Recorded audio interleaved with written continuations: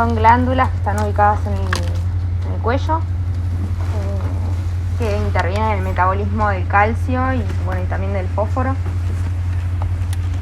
Están en la rama posterior de la glándula tiroides, secretan para tu hormona. ¿Qué tipo de células tiene? ¿Alguien más puede ayudar de histología? ¿Hay? ¿Qué tipo de células tiene la paratiroides?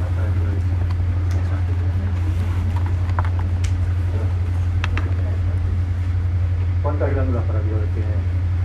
Normalmente 4.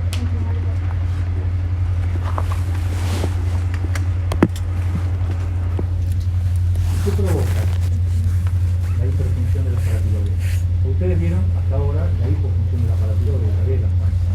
Cuando hay una cirugía de tiroides, que se le dieron la clase de cáncer de tiroides y le dijeron cuáles son las complicaciones. Pregunta de examen, cuáles son las complicaciones de la tiroidectomía total. Hipoparatiroidismo, puede ser permanente o transitorio, y disfonía por recurrente. ¿Qué más? Hipocalcemia. Hipoparatiroidismo. Hipocalcemia por el hipoparatiroidismo. ¿Qué más? A ver. El hipotiroidismo propio de la inflacción. Hemorragia que provoca. Compresión. Puede provocar un hematoma sofocal. La respuesta es hematoma sofocal. ¿Por qué provoca sofocación de un hematoma en una tiroidectomía? Por la relación con la tráquea. Porque cuando uno saca la glándula tiroides, cierra los músculos pretiroides y el sangrado desde un vaso de la glándula tiroidea se provoca compresión traqueal por un lado, y por otro lado se provoca edema de glotis por afectación del drenaje venoso. O sea, esa presión genera afectación del drenaje venoso y esto provoca edema de glotis. O sea, son dos componentes, uno compresivo directo de la sangre y el otro edematoso, edema provocado por la afectación de los vasos. Entonces, hematoma sofocante, dijeron hipoparatiroidismo, que es lo opuesto a lo que vamos a hablar ahora. Dijimos parálisis recurrencial. ¿Por qué parálisis recurrencial? Claro, el nervio recurrente queda en nervio. Los cuerdos vocales, los músculos de la cuerda vocal. A todos menos al tricotiroides. ¿Qué más? Entonces tenemos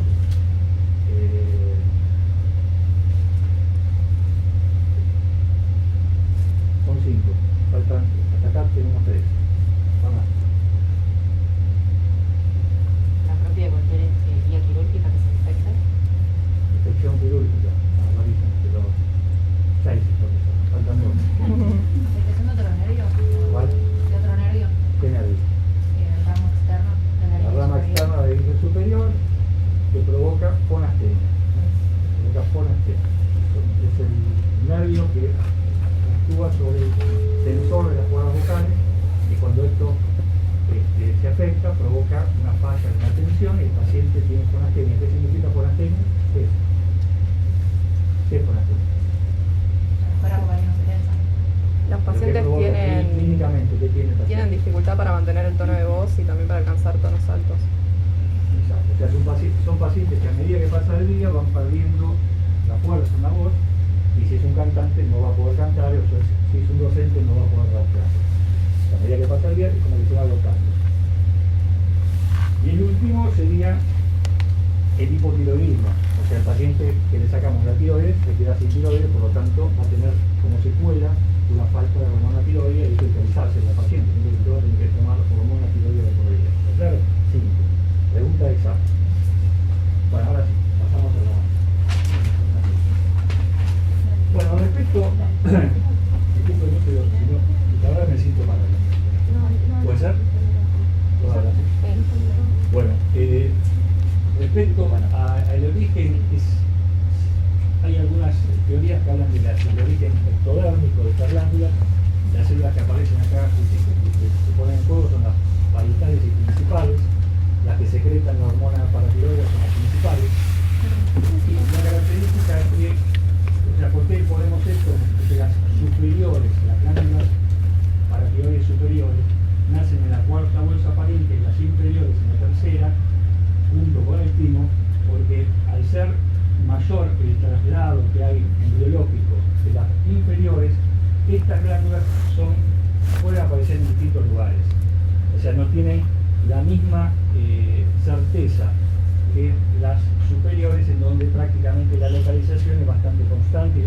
busca concretamente en la cara posterior de la tiroides, en la unión del tercio superior con los dos tercios inferiores. Ahí uno la busca en forma sistemáticamente y generalmente las encuentra a las superiores. Pero las inferiores, porque tienen un mayor traslado embriológico, a veces aparecen en la carótida, a veces aparecen en el timo, es decir, en el mediastino superior, y a veces aparecen en su localización, que después vamos a ver cuál es la más frecuente. La próxima. Respecto a la cantidad, ustedes dijeron 4 y más o menos acertaron porque sí es cierto, en el 90% de los casos son 4 las paratiroides. Pero suele haber a veces más de 4 y a veces menos de 4. Y esto es un problema. Es un problema sobre todo para el cirujano y sobre todo cuando el paciente tiene un hiperparatiroidismo secundario. Y después lo vamos a entender cuando expliquemos algo al respecto al tipo de cirugía que se hace en cada una de estas enfermedades. Por lo tanto, uno podría decir que prácticamente o son 4 o son más de 4, menos de 4 es difícil. Poco probable que haya menos de 4. Es un problema también si son menos de 4. Con respecto al tamaño y las características anatómicas, generalmente tienen forma ovoidea y miden entre 4 y 8 milímetros de largo, y, o sea, son muy chiquititas, o sea, no son fáciles de identificar como la tiroides, por ejemplo. Ustedes piensen que la tiroides mide 4 por 3 por 2 centímetros y la paratiroides mide menos de un centímetro, con lo cual estamos hablando de algo muy pequeño, pero que cuando se afecta o cuando lo alteramos nosotros a través de una cirugía, o cuando actúa en forma desmedida, provoca grandes problemas. Y si hay un objetivo que tiene esta clase de hoy, es que ustedes tengan en cuenta que existe esto, independientemente de la especialidad que hagan, porque inclusive hasta si van a hacer psiquiatría como especialidad futura, tienen que saber que esta patología existe, porque muchas veces pacientes psiquiátricos son tratados mal porque nunca le hicieron una calcemia. En general el color es amarillo ocre, no es fácil identificarlo de la grasa normal, es un poco más oscura que la grasa normal, y el peso es distinto. La grasa flota y esto se sumerge si uno lo coloca en un frasquito con solución fisiológica.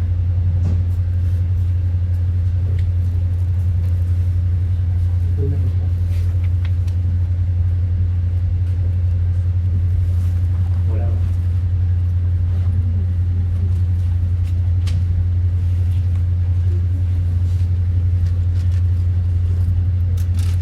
Bueno, como decíamos recién,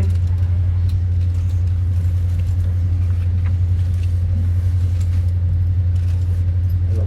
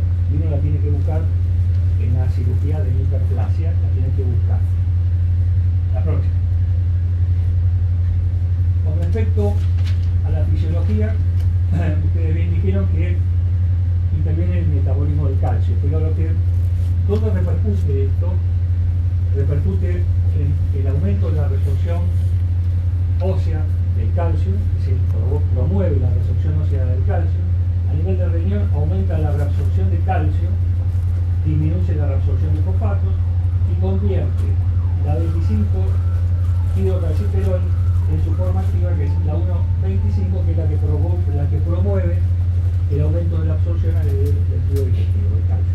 Por lo tanto, todos los elementos a nivel del hueso, a nivel del riñón y al nivel del intestino están orientados a sostener la cantidad de calcio en sangre. La próxima. Desde el punto de vista fisiopatológico, si uno tiene que pensar, bueno, ¿cómo tengo que hacer yo el diagnóstico? O sea, ¿cuáles son los cambios fisiológicos que me permiten después hacer el diagnóstico de hiperfunción o hipofunción?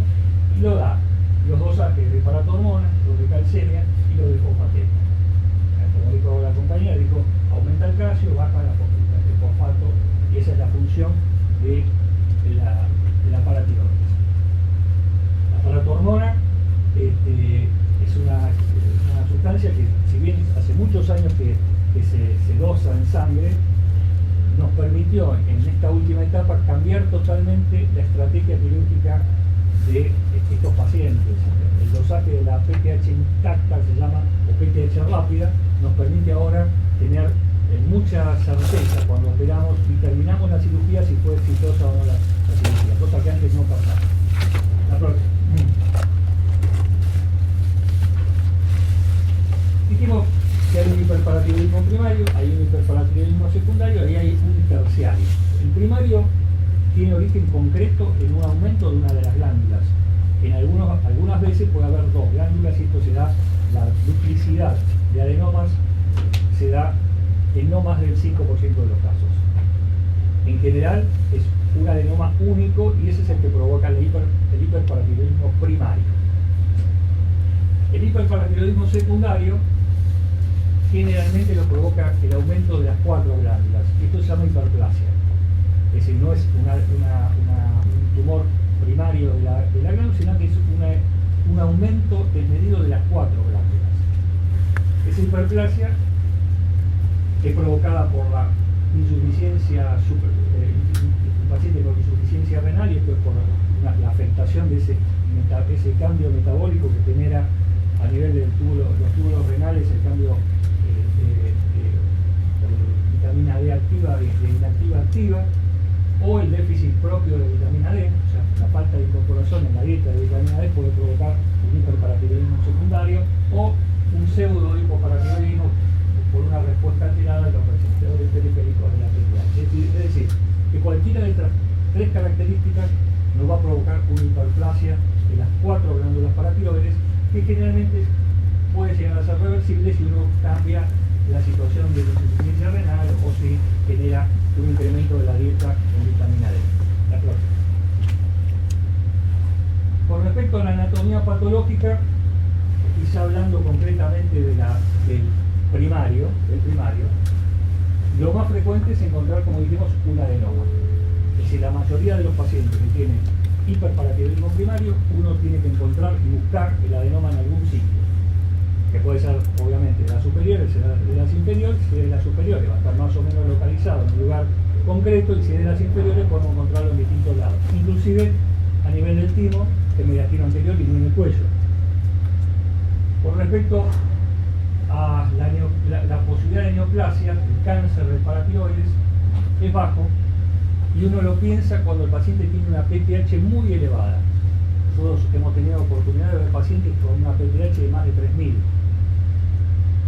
Y esto habla directamente, cuando pasa esto, habla directamente de que es muy factible que sea un cáncer. Por otro lado, las características táctiles a la inspección de un paciente, que no es fácil pactar un adenoma, en el caso de que fue un cáncer se tacta, se puede palpar porque es duro pétreo, tumor.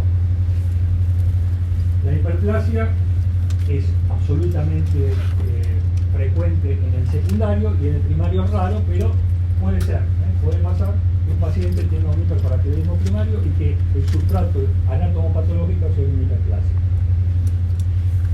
Y lo que decíamos, que el adenoma doble no se da más que en el 4 o 5% de los casos. Es decir, uno puede tener un adenoma, pero puede también tener un adenoma doble. Es decir, que no sea único, sino que al tener 2, si sacamos uno, el paciente sigue con la patología.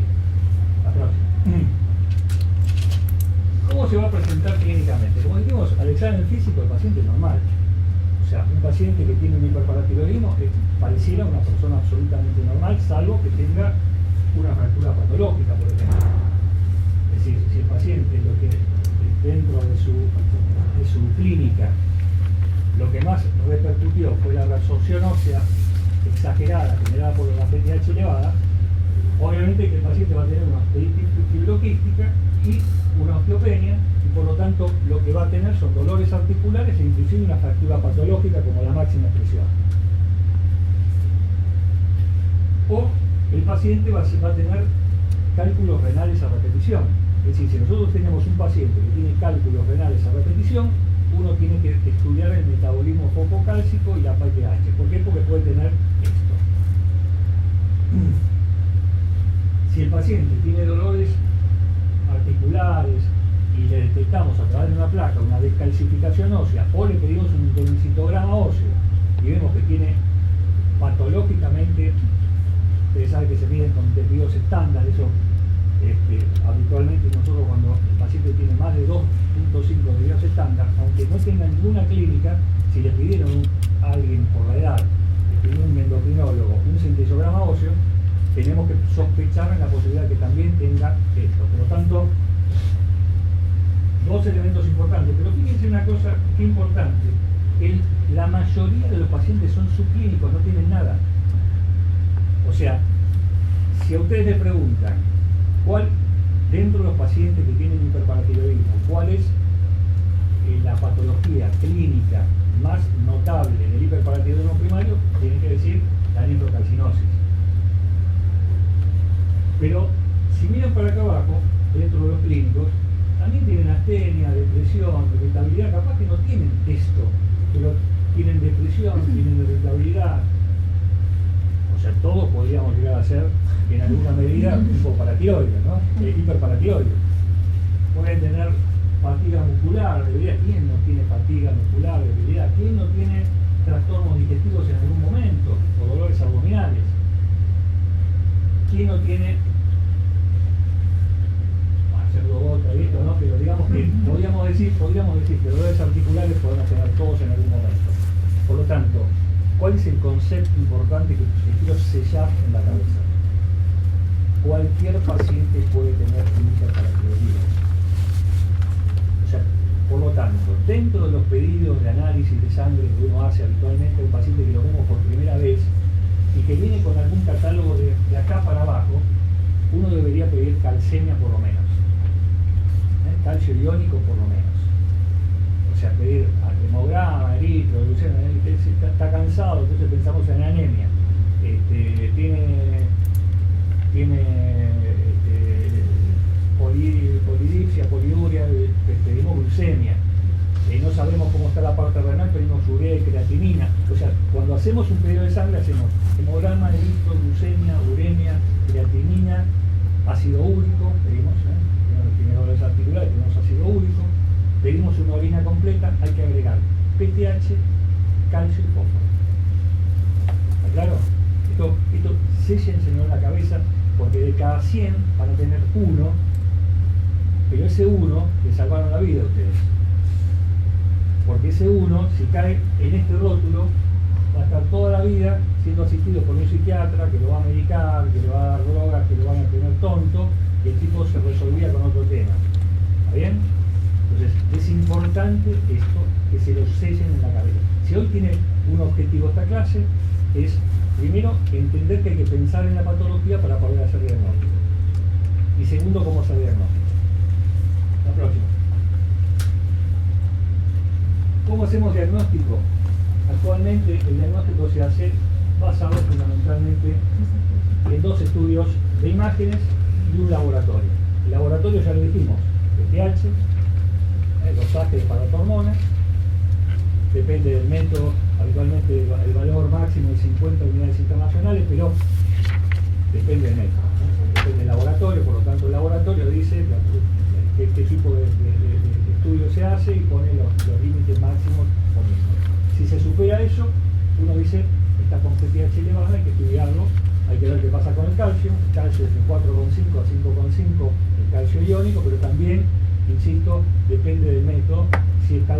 normal es hasta 10 miligramos por ciento.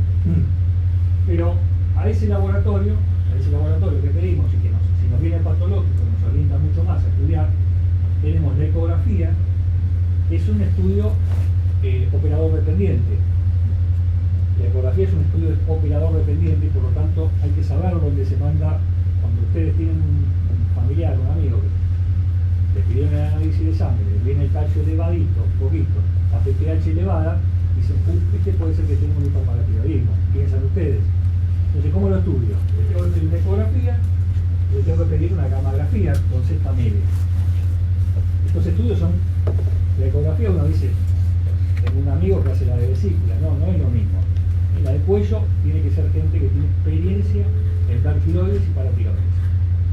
Acá en el hospital se está haciendo una muy buena experiencia ahora, tenemos una jefa que asumió la responsabilidad y está trabajando muy bien, muy fuerte para poder determinar realmente con fidelidad si un paciente tiene una patología tiroide o paratiroide.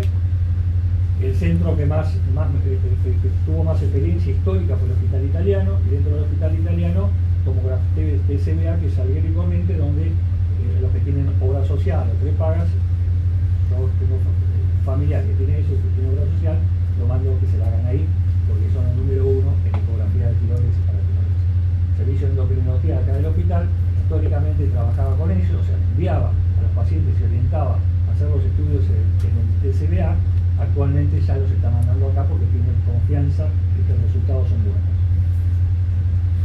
Y la gamografía con sexta media, con tendencia 99, nos permite, es un centellograma.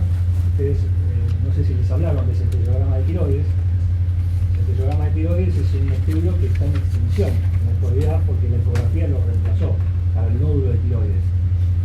Pero en este caso en particular, no, sigue sirviendo. Sobre todo para los adenomas que representan el alto porcentaje del hiperparatiroidismo. ¿Por qué? Porque lo que hace el Z-MIG, ahora vamos a ver, bueno, tomografía y resonancia magnética lo usamos cuando la lesión está en el mediastino. La ecografía no nos puede determinar si el nódulo está en el mediastino. La próxima. Bueno, esto es una ecografía, ¿la entienden? Sencilla, ¿no? Un cuadro de Picasso, yo no sé ni dónde está la paratiroides acá, directamente. O sea, tengo que confiar en el tipo que me dice, mira, tiene un adenoma que mide 2 por 1 por tanto, esto no es para que nosotros lo tengamos, algo que nos dediquemos a hacer ecografía de paratiroides, por lo tanto, debemos mandar el estudio al INCO en el que confiamos, para que cuando vayamos a operar y nos dice que la lesión está ubicada en tal lugar, como no la palpamos, la podemos buscar a través de que el ecografista nos dijo exactamente dónde está el adenoma. La próxima. El Z-MIG está bueno porque el Z-MIG sí lo vemos.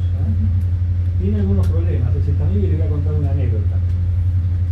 Hace unos 15 años, la PTH intacta, que después les voy a explicar lo que es, no existía. Por lo tanto, nosotros teníamos que empezar la cirugía y hasta que no nos quedáramos conformes de que lo que sacamos era el adenoma de tiroides, no la podíamos terminar la cirugía o nos íbamos pensando que no habíamos resuelto nada. ¿Qué ocurre cuando uno opera un adenoma? Cuando uno opera un adenoma, el resto de las paratiroides se hacen más chiquititas. O sea, es como que hay una retroalimentación que provoca que se hipoplasien el resto de las paratiroides porque toma fuerza el adenoma. ¿Entiendes ahí?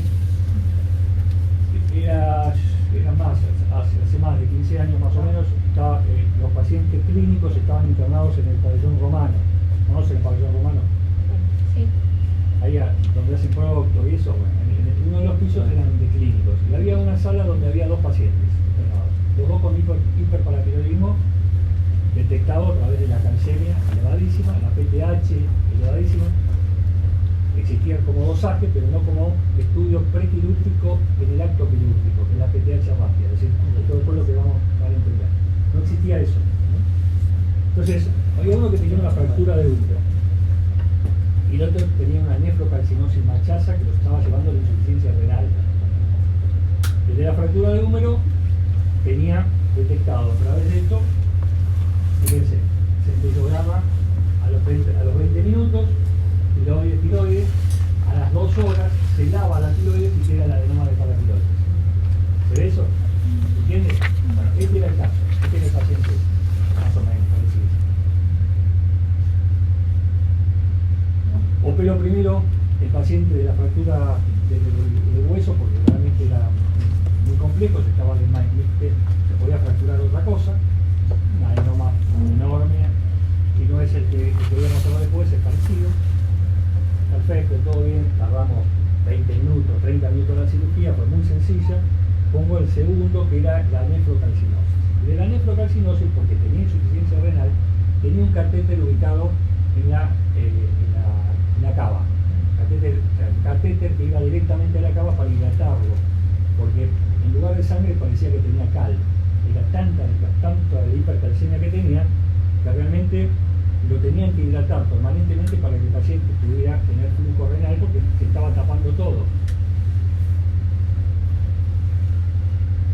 Le hacen el Sestamibi a los 2 pacientes en el María Curie. Este estudio se hace en el María Curie. Este es el paciente número 1. El paciente número 2 nos viene con parecido a esto, pero viene en la vena cava, la imagen acá abajo, redondita. Y viene como negativo, Sestamibi negativo. Este es un Sestamibi positivo. ¿Se entiende? A las 2 horas me sigue marcando muy fuerte esto, que es el adenoma. En el caso del otro, todo venía igual que esto. La tiroides no marcaba acá, y marcaba parecido a esto en el tórax, adentro del tórax. Y venía rotulado, por el estudio venía rotulado como que había dado positivo la punta del catéter donde habían inyectado el Sestamibi. O sea, le habían inyectado el Sestamibi a través de la vena jugular, y que ellos consideraban que esa imagen era porque se había acumulado la sustancia de contraste en la punta del catéter, y por eso había dado esa imagen que era falsamente positiva. O sea que nosotros partíamos de un Sestamibi negativo, considerando que al ser negativo, la causa era una hiperplasia de las 4 paratiroides. ¿Se entiende? ¿Se entiende? El Sestamibi negativo es un paciente que tiene hiperparatiroidismo, es porque el paciente no tiene adenoma y tiene un hiperparatiroidismo. Eso es lo que sabíamos nosotros del segundo paciente. Cuando empezamos la cirugía, no encontrábamos ninguna paratiroides. Llevamos 4 horas de cirugía y seguíamos mandando de grasa al patólogo. O sea, grasa. El patólogo se empezó a cansar a eso de las 3 horas y media porque se quería ir, y cada vez que le mandábamos grasa nos decía paratiroides. Posta, estoy contando una historia real. Hasta que llegamos a las 3:30 más o menos de la tarde, y a las 3:30 de paratiroides inventada por el patólogo, que estaba harto ya que le mandáramos grasa, y dijimos, bueno, ya damos por terminada la cirugía, ya le sacamos 3 paratiroides y media, que era lo que hay que sacar en la hiperplasia de paratiroides. Al día siguiente, el paciente de la fractura patológica estaba con lo que se llama el síndrome del hueso hambriento. Es decir, le estaban pasando calcio a chorro, porque el tipo, obviamente, que el hueso, al no tener más la sustancia que estaba chupando el hueso, empieza desesperado a buscar calcio de todos lados. Y así hizo un hipoparatiroidismo severísimo. Entonces había que darle calcio y vitamina D a chorro para resolverle eso, pero sabíamos que habíamos hecho las cosas bien, le habíamos sacado el adenoma. El otro no movía el amperímetro, el otro seguía con calcios elevadísimos, muy mal. Bueno, le pedí una resonancia magnética nuclear y tenía un adenoma que era una ciruela metida al lado de la vena cava. Una ciruela tenía. Así que lo operé a la semana, le saqué la ciruela abriendo el tórax, y el paciente tanto nos viene a saludar con su buen pelo, doctor. Se resolvió su problema renal y se resolvió su problema paratiroideo. Con lo cual, fíjense la historia de esto y cómo el impacto que tiene un estudio en la toma de decisión, y lo que nos puede pasar cuando no teníamos toda la información como la tenemos ahora. La próxima. Bueno, esto es un dato. Juancito, segundo clase, empezamos la dato importante, porque yo les dije que qué porcentaje de pacientes son asintomáticos. O sea, hay un alto porcentaje de pacientes. Entonces, a esos pacientes, ¿qué hacemos? ¿Lo operamos o no lo operamos? Tienen calcio elevado, sabemos que en algún momento le puede provocar cálculos renales. Tenía la depresión, que le pedimos el calcio y nos aparece calcio elevado, pero no tiene síntomas, ni de los más importantes no tiene síntomas. Bueno, estos son los indicadores de cuando un paciente se debe operar a pesar de ser asintomático. Si la concentración de calcio es 1 miligramo por ciento mayor que el límite superior, es un dato. El otro es que tenga hipercalciuria, el otro es que haya un descenso del tiempo de la proteína del 30% más de la adecuada para el sexo y la edad.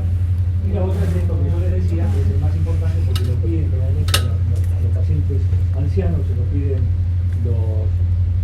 la gente especialista en geriatría, se lo piden la densitometría ósea, las mujeres a partir de determinada edad, también por el tema del déficit hormonal, con lo cual es importante saber que si en la densidad ósea, en el radio vital, la columna lumbar, en la cadera, están por debajo de los 2.5 medidos estándar del tipo de masa ósea, uno debería considerar la posibilidad de empezar de ser asintomático operar.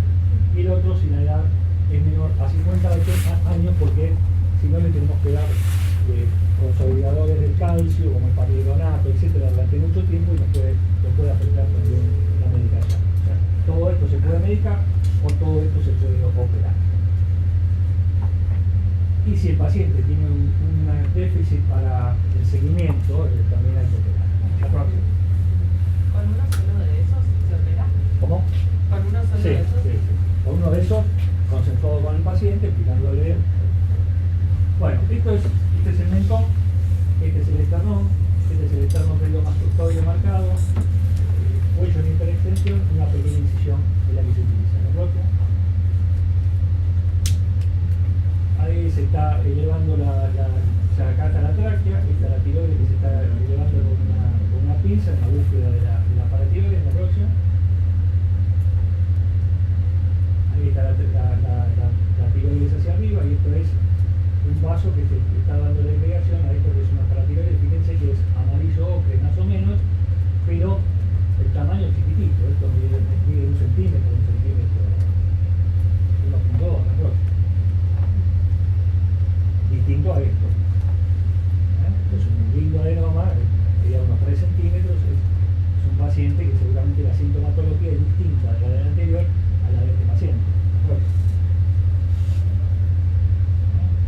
2 centímetros y medio. La próxima. Esto es un equipo que es como una especie de contador Geiger. Es decir, esto se utilizó en alguna etapa, se lo muestro porque es historia.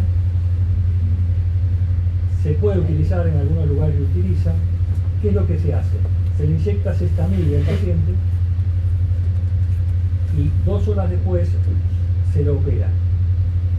O sea, después de que decayó la cantidad de cestamide en el cuello, en la tiroides, y queda solamente alojada en la paratiroides, uno con este equipo, ya el paciente puesto antes de la incisión, se empieza a hacer el rastreo para ver dónde tiene mayor actividad radioisotópica y se hace la incisión encima de donde está la lesión como para hacer una pequeña incisión y sacar directamente el adenoma sin necesidad de hacer una gran disección del cuello. Doctor, eso es solamente cuando hay adenoma, cuando hay hiperplasia no sirve. No, eso es cuando hay adenoma. Y el cestamide sirve únicamente para determinar la presencia de un adenoma. La hiperplasia no sirve. Así sería la incisión. Cambia totalmente respecto a las otras. La próxima. Entonces, ¿cómo es el tratamiento quirúrgico del hiperparatiroidismo? Dijimos, si la glándula está afectada por un adenoma, es sacar la glándula afectada. Se llama paratiroidectomía. Y si las glándulas afectadas son por hiperplasia, hay que hacer una paratiroidectomía subtotal, es decir, hay que sacar 3 glándulas y media. Con lo cual hay que buscar las 4 glándulas. Y ahí volvemos al problema de ¿se acuerdan cuando hablamos de anatomía? Y dijimos, hay un porcentaje de pacientes que tienen menos de 4 y hay un porcentaje de pacientes que tienen más de 4. Bueno, ahí es un problema. Porque si tienen más de 4, que es el 14%, y es difícil imaginar que nuestro paciente es ese y vamos a tener que buscar esa granulita que está hiperplasionada, que es chiquitita, pero que no tiene volumen de tumor, y hay que encontrar. En general se hacen 3,5. Pero ahora tenemos una solución. Por suerte tenemos una solución. La próxima. Si es un adenoma, se hace lo que se llama localización preoperatoria, como decimos, por ecografía y CT. Se hace una cervicotomía mínima, se hace la PTH intraoperatoria, y esto es lo que se llama PTH rápida. Y si después de sacado el adenoma se reduce la PTH postoperatoria inmediata, o sea, ¿cómo se hace esto? El paciente, luego de la inducción anestésica, se le saca sangre y se manda para ver cuál es la preoperatoria, la PTH preoperatoria. Y después de sacado el adenoma, 10 minutos después de sacado el adenoma, se espera, se le vuelve a sacar sangre y se ve si bajó al 50% la PTH inicial. Si la PTH inicial bajó al 50%, confirmamos que el tratamiento ha sido correcto. Y obviamente la pieza la enviamos a anatomía patológica para definir si es un adenoma o es un cáncer. ¿Ok? ¿Se entendió? El adenoma. La próxima. ¿Pero qué pasa si es una hiperplasia? La localización es dificultosa por ecografía y no capta el Z medio. Por lo tanto, hay que hacer una cervicotomía amplia porque hay que sacarla 3,5. Se hace la PTH intraoperatoria pre-extracción, pero acá tiene que haber bajado el 80% del valor para que uno quedase conforme de que el paciente va a andar bien. Es decir, si tenía 100 de PTH, tiene que tener 20 de PTH el paciente o menos de 20 para decir estamos bien. ¿Se entendió? O sea, perdón, una consulta. En caso de que ese valor de más alto uno iría a buscar alguna otra... Es muy probable que haya una más. Se daría el 14% más o menos de los casos. El problema es si tenemos menos. Pues si tenemos menos, sacamos 3, le dejamos 0. Entonces el paciente va a vivir con un hipoparatiroidismo. Ahí es un problema. Por lo tanto, antes de sacar la tercera, hay que buscar la cuarta. En la actualidad. ¿Entendió? Sí. ¿Los valores de adenoma suelen ser más altos que los de hiperplasia? ¿De PTH? No. ¿Los valores, vos decís los valores de PTH? Sí. No. Lo que es significativamente distinto Es el cáncer. es el cáncer.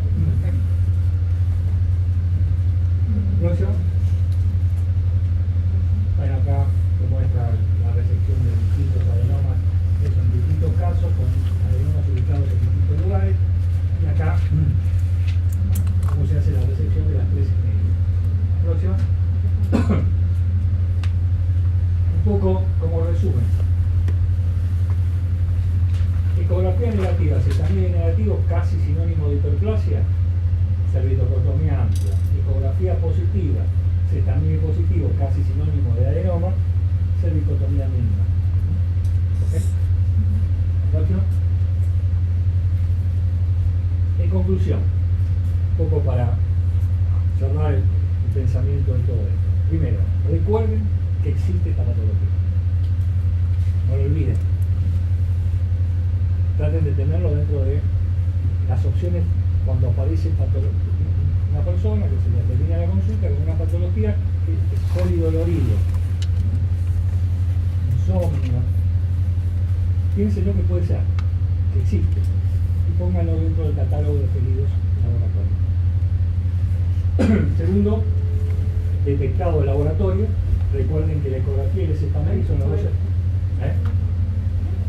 Recuerden que el ZMI y la ecografía son los dos elementos que cierran el tiempo.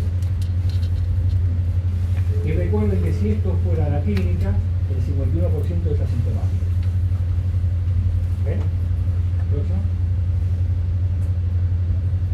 Fíjate si le das ahí abajo, a ver si arranca. Fíjate si arranca.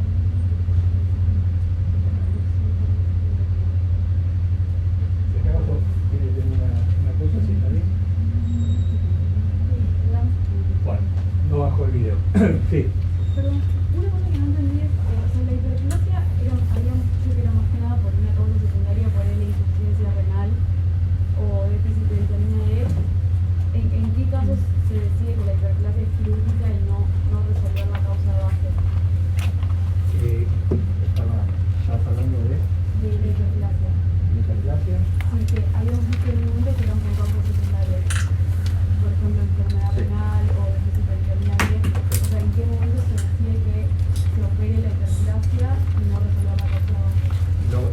generalmente estos pacientes vienen por indicación de un nefrólogo. O sea, todos los pacientes que vienen con insuficiencia renal, con hiperplasia, lo mandan al nefrólogo porque no pueden manejar la hipercalcemia. Son pacientes que están algunos dializados, no pueden manejar la calcemia. No todos los pacientes insuficientes renales lo mandan a operar. Son muy bajas la cantidad y la indicación es nefrológica.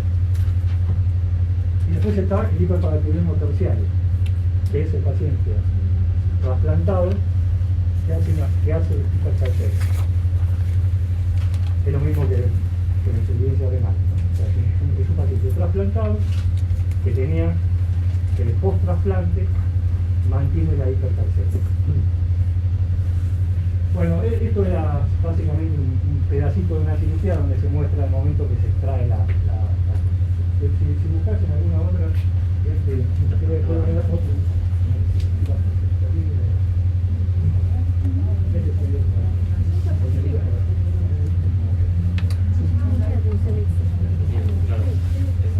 Bueno, ¿alguna pregunta?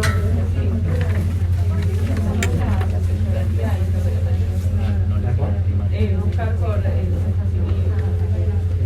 dentro del aparatito ese. Una buena pregunta. Se pregunta por qué no se usa el GamePro, que sería al paciente se le hace el Zetamil y se utiliza el contador Geiger ese que se llama Gamma Pro Geiger. ¿Por qué? Muy sencillo. Nosotros operamos a las 8 de la mañana. El paciente, para poder limpiar el Zetamil, se le tendría que dar a las 5 de la mañana. No hay nadie que le inyecte a las 5 de la mañana el Zetamil para que uno cuente con el equipo acá se pueda detectar. Pero el PTH rápido nos resolvió el problema. Porque las imágenes ecográficas, que ahora son cada vez mejores, señalan que tenemos el Zetamil que está un poco donde estaba. Digamos que uno puede hacer una pequeña decisión basado en la ecografía. La ecografía te marca, a veces le pedimos que nos marque el ecografista con un lápiz indeleble, que no hace en el día anterior, digamos, en privado, ¿no? Hacer la cirugía sin necesidad de una incisión antes cuando vamos por un adenoma. Bueno, ¿alguna pregunta? Como complicaciones de la tiroides, así como la tiroidectomía puede generar. La complicación más severa que se puede tener es un hipoparatiroidismo. O sea, la primera complicación es el hueso hambriento. El paciente que hace un hipoparatiroidismo terrible, terrible. ¿Qué provoca el hipoparatiroidismo? Arritmias. O sea, lo más peligroso que se me ocurre son las arritmias. Sí, ¿qué más? Tetania. El paciente hace una crisis de tetania. El hipoparatiroidismo, lo más significativo es primero la parestesia, segundo la hormigueo, parestesia, falta de sensibilidad y la tetania. No puede respirar.